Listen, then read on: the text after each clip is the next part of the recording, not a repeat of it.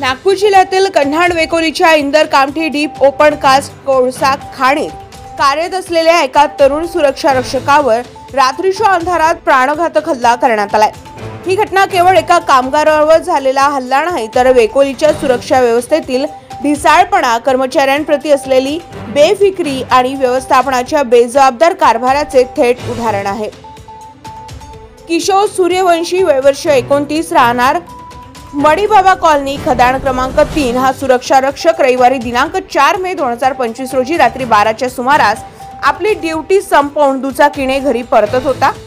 शिवगिरी शाळेजवळ उभ्या असलेल्या ट्रकच्या मागे दबा धरून बसलेल्या अज्ञात हल्लेखोरांनी त्याच्यावर दारूच्या बाटल्या व लाकडी काठींनी अचानक हल्ला चढवलाय। या निर्गुण हल्ल्यात किशोरच्या डोक्याला गंभीर मार लागलाय, तो जागीच रक्ताच्या थारोळ्यात कोसळला। हल्लेखोर मात्र घटनास्थळावरून पळून गेले। इतका मोठा प्रकार घडूनही आसपास ना कुठली सुरक्षा व्यवस्था होती, ना सीसीटीव्ही, ना पेट्रोलिंग। वेकोलीच्या व्यवस्थापनाने सुरक्षेच्या नावाखाली फक्त कागदोपत्री योजना केल्यात असून प्रत्यक्षात कर्मचारी रात्रभर जीव मुठीत घेऊन काम करत आहेत। हल्ल्यानंतर काही वेळाने MSFचे सुरक्षा रक्षक सूरज ब्राह्मणवाडे व कृणाल गिरी यांनी किशोरला रक्तबंबाळ अवस्थेत पडलेले पाहिले। त्यांनी तात्काळ त्याला वेकोलीच्या JN रुग्णालयात नेले, मात्र तिथे पुरेशी सुविधा नसल्याने त्याला कामठी येथील खासगी रुग्णालयात रेफर करण्यात आले। सध्या त्याच्या डोक्यावर शस्त्रक्रिया करण्यात आली असून तो ICU मध्ये मृत्यूशी झुंज देत आहे।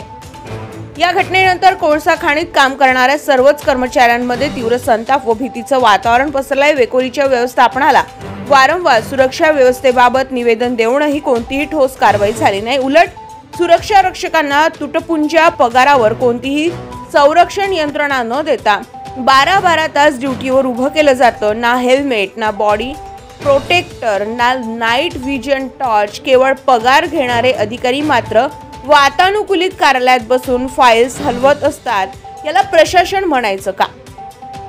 कन्हाड पोलिसांनी कुसुम सूर्यवंशी यांच्या तक्रारीवरून अज्ञात आरोपीविरुद्ध भादवी कलम 307 खुनाचा प्रयत्न अंतर्गत गुन्हा दाखल केलाय।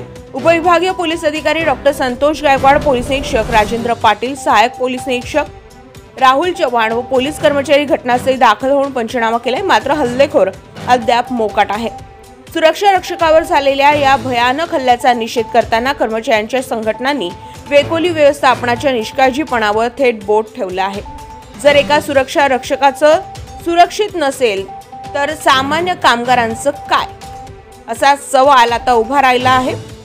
कामगार संघटनांनी तात्काळ या घटनेतील दोषींना अटक करून वेकोलीच्या सुरक्षा व्यवस्थेचे संपूर्ण पुनरावलोकन करण्याची मागणी केली आहे, अन्यथा आंदोलनाचा इशारा सुद्धा देण्यात आलाय। या घटनेवरून एक गोष्ट स्पष्ट होते, वेकोलीच्या व्यवस्थापनाने सुरक्षेच्या बाबतीत गंभीर दुर्लक्ष केलं आहे। एखादा कर्मचारी गंभीर जखमी झाल्यानंतरच उपाययोजना सुरू होतात, हे अत्यंत लाजिरवाणं व अपमानास्पद आहे। वेकोलीच्या कोणत्याही अधिकाऱ्याला अद्याप निलंबित केलं गेलं नाही, ना कोणताही ठोस निर्णय जाहीर करण्यात आला। ही संपूर्ण यंत्रणा कामगारांच्या जीवाशी खेळणारी आहे, असा आरोप आता खुलेपणानं केला जात आहे। जर वेकोली व्यवस्थापनाने अजूनही डोळे न उघडले तर लवकरच कोळसा खाणीतील काम बंद पडण्याची शक्यता नाकारता येत नाही। हा हल्ला केवळ किशोर सूर्यवंशीवर नव्हता, तो संपूर्ण व्यवस्थेच्या मुजोरपणावर प्रहार होता, असं जनसामान्य नागरिकांच्या चर्चेतून बोललं जात आहे। रजा महाराष्ट्र 24 न्यूज के तरफ बावनकर, कन्हाड, नागपुर। कल रात जो यहाँ घटना हुई कामठी उप क्षेत्र में, वो बहुत ही निंदनीय है। उस घटना के पीछे कौन लोग हैं, कौन असामाजिक तत्व है, अभी तक पता नहीं चला है, किंतु इस क्षेत्र के लिए ये रोज एक सिरदर्द बनते जा रहा है, क्योंकि यहाँ कोयला चोरी, डीजल चोरी और बाकी की जो असामाजिक आपराधिक घटनाएं हैं वो बढ़ रही हैं। इसके पीछे मुख्य कारण ये है कि यहाँ रोजगार लोगों के पास है नहीं, और इस चक्कर में कुछ लोग जो है निरंतर सिर्फ कोयला चोरी और डीजल चोरी, मशीन और यहाँ केबल चोरी, बाकी की चीज़ों को अपना उन्होंने पेशा बना लिया है। और वो बेचारा एक बहुत ही हमारा होनहार अच्छा कर्मचारी, जिसके साथ में दुर्दैवी घटना हुई, ऐसी घटना की पुनरावृत्ति ना हो, ऐसा मैं प्रबंधन से आग्रह करना चाहूँगा।